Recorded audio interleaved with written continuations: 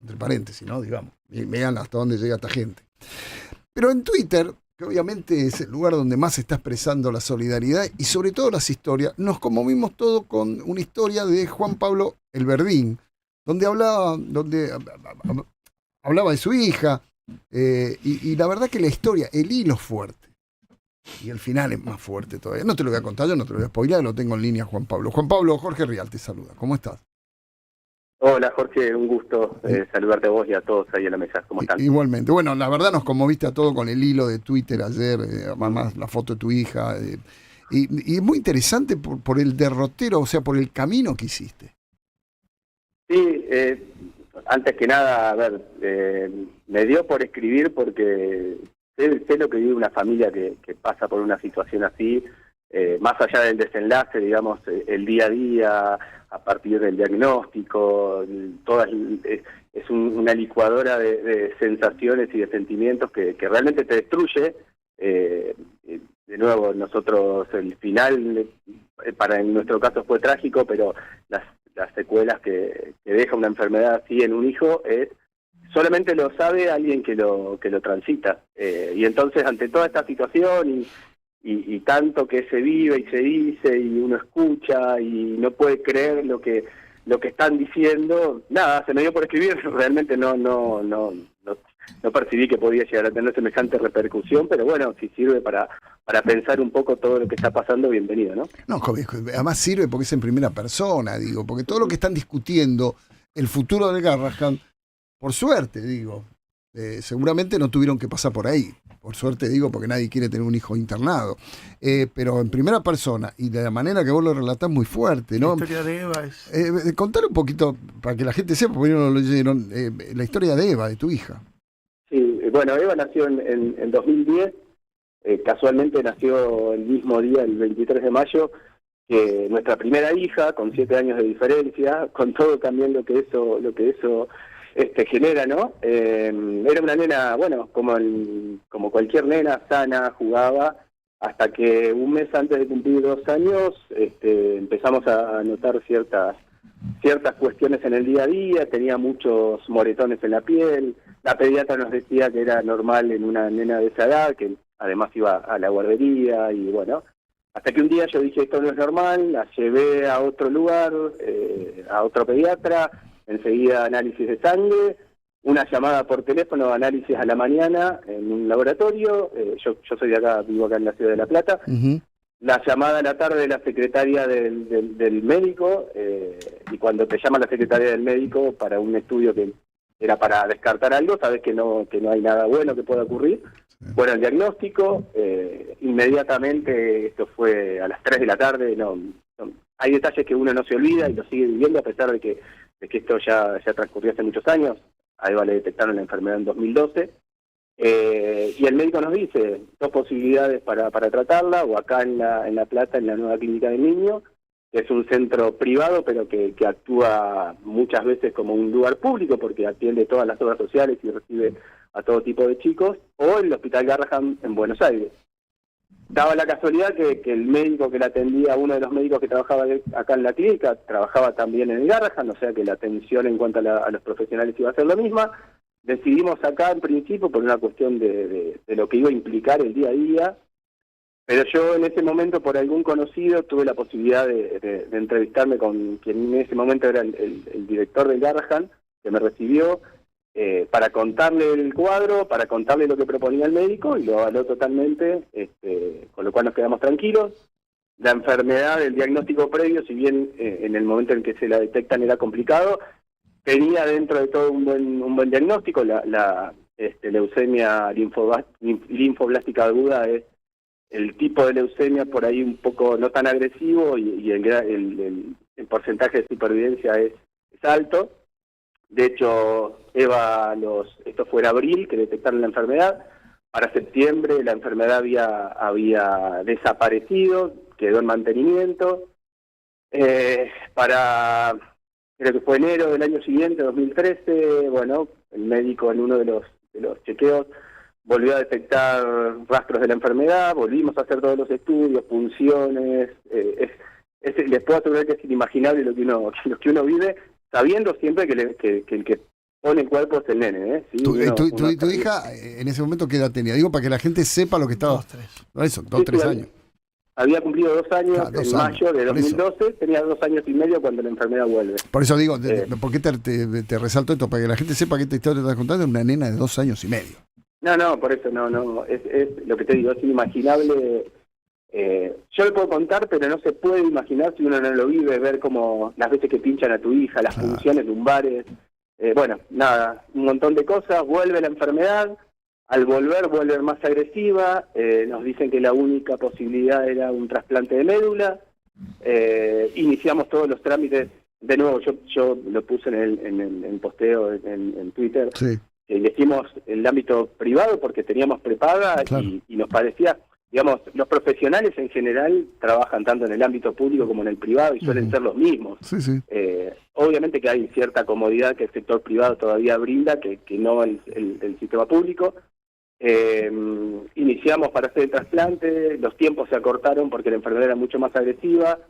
El médico que la atendía acá en la ciudad de La Plata trabajaba una vez por año en un hospital que es también un centro de investigación en Memphis, en Estados Unidos, que se llama St. Jude, que tiene la particularidad de ser un lugar gratuito, pero que solo vas por referencia, ¿sí? Toman casos muy aislados. Fuimos allá, estaba todo bien para iniciar el trasplante. El día que empieza para iniciar el proceso, ya 8 días antes del trasplante, le empiezan a lo que se llama borrar todo lo que es el sistema inmune para que el cuerpo no rechace la nueva médula. Ella contrae una infección, nada, resumo, no pudimos hacer el trasplante. Un día, el 30 de mayo casualmente de 2014, entran los médicos que la trataban en aquel hospital, nos dicen no hay nada más para hacer, hay 2 posibilidades, o se vuelven a la Argentina con todo preparado como para que ustedes puedan contenerla hasta el final, o se quedan acá y acá la tratamos con cuidados paliativos. Decidimos volver, obviamente, nosotros teníamos otra hija, la familia, nada, un montón. La nena tuvo unos meses de mejoría, pero ya para octubre, noviembre de ese 2014 la situación empeoró, y ahí fue cuando me contacté con una médica del Hospital Garrahan. Fuimos hasta el Garrahan, fui yo en realidad porque la nena ya no podía salir y mi esposa se quedaba con ella. Yo no puedo recordar, estuve desde ayer, muchos me preguntaban, no puedo recordar el apellido de la médica, pero bueno, nos recibió, era una médica que está especializada en cuidados paliativos para nenes, a pesar de que todavía en Argentina en aquel momento no existía una ley de cuidados paliativos. Claro, es cierto, tenés razón. Y ella, a pesar de que no habíamos sido pacientes del Garrahan, de que no saben con qué amor nos trató, hasta el último día por teléfono, el último día cuando mi hija se nos va, que se nos fue en el asiento trasero de nuestro auto, porque precisamente estábamos saliendo rumbo a Capital porque ya no daba más para acá, para tenerla acá en casa. Hasta ese último día ella nos fue guiando, nos indicó medicación, bueno, un montón de cuestiones, y ahí es como que vivimos en primera persona lo que son los profesionales del Garrahan, el lugar, nada. Me pareció que con todo esto valía, a veces en medio de tanto lío que hay todo el tiempo y tantas idas y vueltas y cuestiones políticas, a veces contar cosas en primera persona, por ahí llama a la sensibilidad, a la empatía, y bueno, me pareció interesante contar esa historia que ya pasaron 10 años, 11 casi, pero sigue doliendo como en el primer día, obvio. Sí, es interesante esto que contás, digo, cómo te recibieron en el Garrahan, no te preguntaron nada, no hubo problema, no te dijeron, che, tenés los medios privados, fuiste, viajaste, nada, la recibieron con todo el amor del mundo. Nada. Es más, desde el primer día esta médica, insisto, no puedo recordar el apellido y es una pena, me dio su celular personal para que yo me comunique en cualquier momento del día.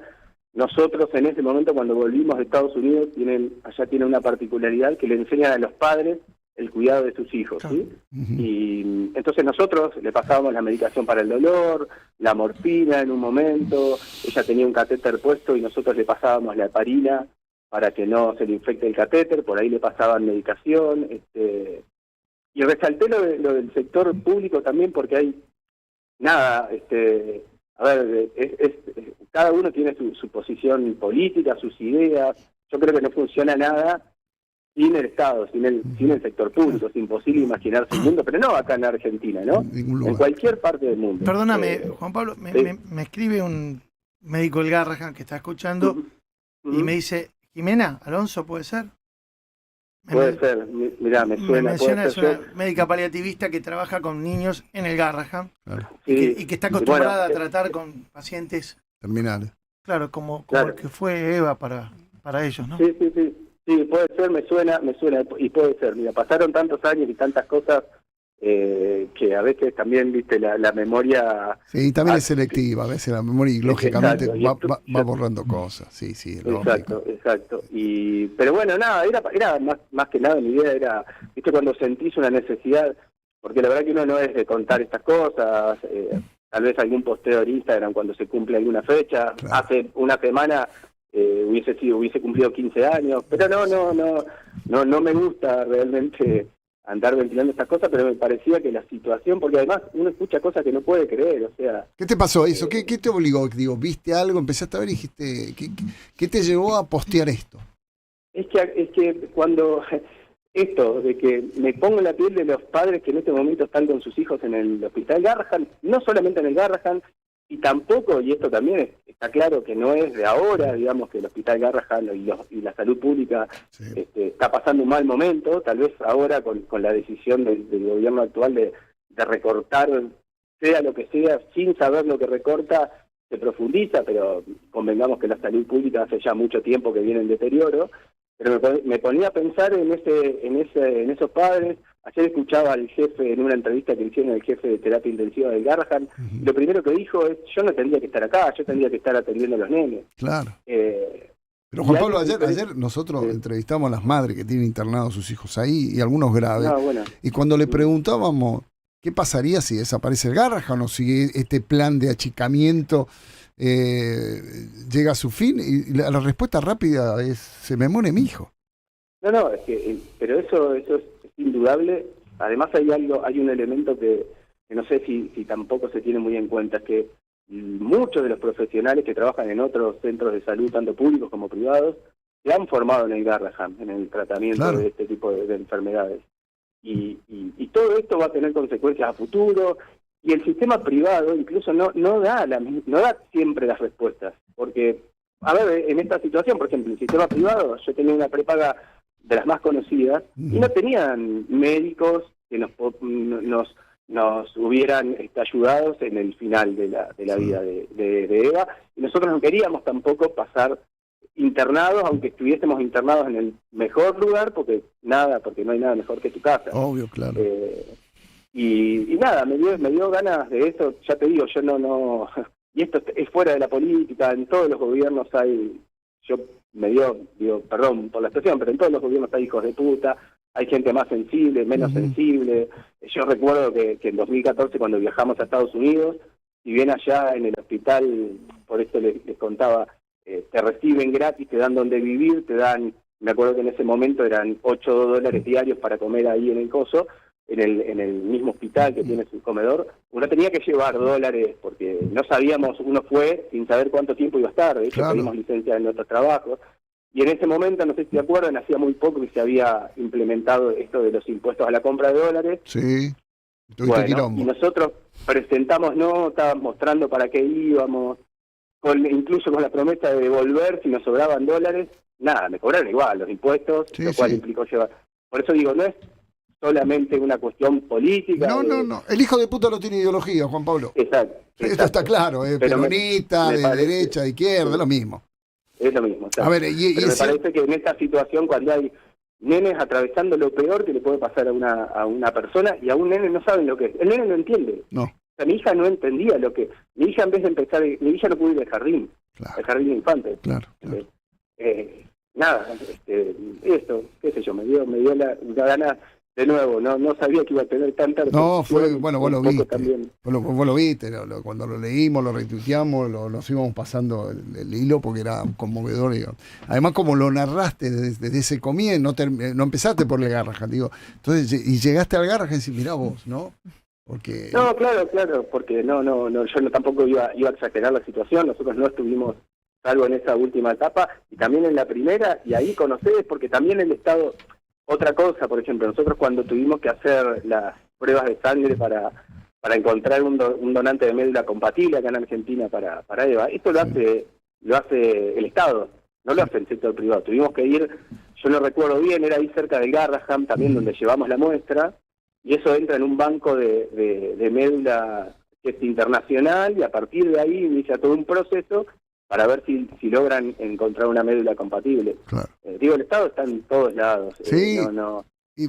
Incluso con la falencia, porque digamos el sistema público te obligaba a ir a las 2 de la mañana a hacer una cola, a una mansadora en las guardias y todo, pero te atendían. Exactamente. Claro, el tema es que finalmente te atiendan y te salven la vida. Y el Garrahan, sobre todo, boludo, es el lugar que más queremos, es el lugar que hay que protegerlo, están los nenes, ahí con eso no hay que meterse, Juan Pablo. La verdad, Juan Pablo, un gustazo hablar con vos, nos conmoviste a todos con la historia en Twitter y ahora relatándola, y está bueno que se hable así en primera persona, que las autoridades sepan que lo que hay es historias acá fuertísimas, de historia de vida. Sí, claro, y obvio, que no todo puede ser macroeconomía o una planilla de Excel y recortes. Claro.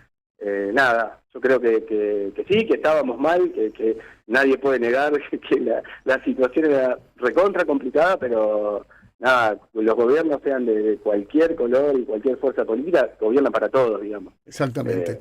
Y nada, y en este caso, bueno, no es impensable imaginarse que no exista el Garraham o que no existan los hospitales públicos, cualquiera sea, en cualquier lado. Yo soy y perdón, que lo último, yo soy de un pueblo muy chiquito en la provincia de Buenos Aires, y yo cuando era chico iba al hospital público porque no había otra cosa. Claro. O sea, no es.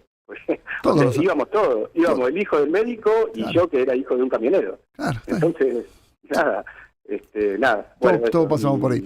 Juan Pablo, te mando un abrazo grande y gracias. Dale, otro y gracias por llamar. Juan Pablo Elverdín nos contó la historia de Eva, de su hija, y tenía todos los recursos, lo contó, fui a Estados Unidos, el trasplante, todo, y donde terminaron ayudándome a ese final de mi hija fue el Garrahan, con todo el amor del mundo. Ojalá que podamos enganchar el nombre, si es ella, enganchar el nombre. Sí, bueno, no.